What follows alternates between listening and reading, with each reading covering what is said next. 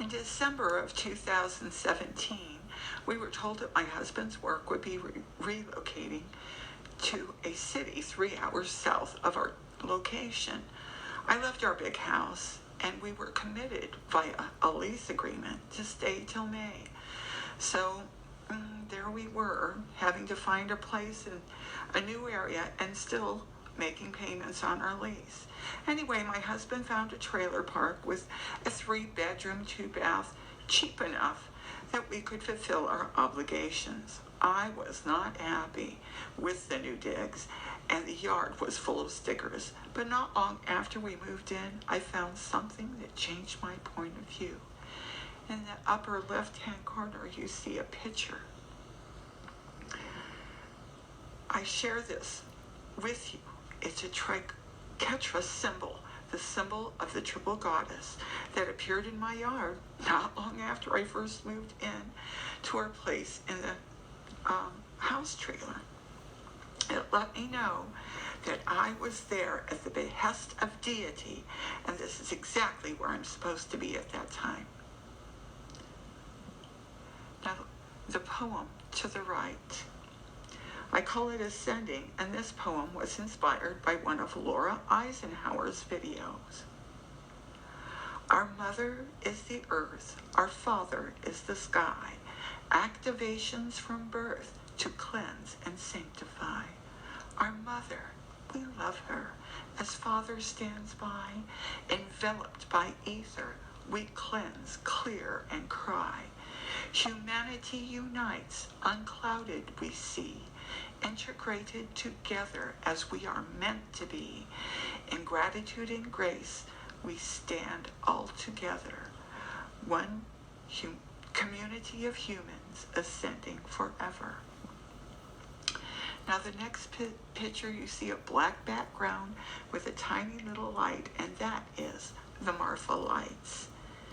In 2013, my husband and I were living in Van Horn, Texas. It's a very small town, and there's little entertainment other than that which we can make for ourselves. Anyway, a few months after we had settled there, I was looking online for things to do in the area, and I found Marfa, Texas was only about 80 miles from where we lived. There's a reoccurring phenomena there they call the Marfa Lights, and they even hold a festival there every year in honor of the lights. Not much compared to other festivals, but we did decide to travel there and join the fun. As I was there, I asked a vendor who was selling silver chains about the lights, and she referred me to a local sheriff who regularly patrolled the area where the lights were seen. He told us that the big mistake most folks make is to go too early, just after dark. But the lights are mostly seen from 3:30 to 5 a.m. or so. We thanked him and returned home to take a long nap to be refreshed when we returned at 3 a.m. to see the lights. There's a nice viewing area due to the lights being seen for well over 100 years, long before cars or trains. Back in 1883 by a fellow named Robert Reed Ellison, a cowboy actually. The picture is right here, and we took that the night of the lights. To me, it's a fairy, but whatever you choose to call it, it's a very real phenomena, not something made up or a mistake or misperception. Now the next picture is of a little stone bird, and this is the story. I have a story about this stone that astonished me, so here it goes. A few weeks ago, I was privileged to be in an online class called Arcturian Light Reiki, presented by Sarah Chapman. I was initiated to the turquoise dragon as part of the course via meditation, where you meet the dragon in meditation and are given a corresponding stone or crystal. My dragon gave me a turquoise stone shaped like a bird and told me that I would find it in my travels to Sedona. Now, I do believe in spirit and heeding the call. However, I was completely overwhelmed by the quest. It was raining when we got there, and I was a bit tired from the long ride from South Texas to Arizona.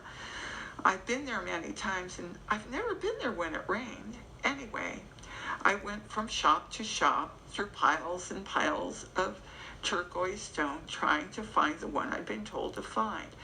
I grew tired and disheartened and nearly gave up when my husband suggested we stop into a shop and have a cup of coffee and a slice of apple pie. Well, that did the trick. The rain stopped as we began to search again. We passed a shop that we'd skipped the first time through, and I went in to search for a stone in the turquoise. When I found this stone, it's not a carving, it's just a stone, among many other small turquoise turquoise tumbled stones. I was so overwhelmed to see that stone. I never believed I could find something that looked so much like a bird. I was so excited. And I can truthfully say that spirit is real as anything in this world, and I shall never doubt it again. Thank you for listening to my stories. And if you enjoyed yourself or not, leave a comment below, and please subscribe and smash that like button. Thank you. Bye-bye.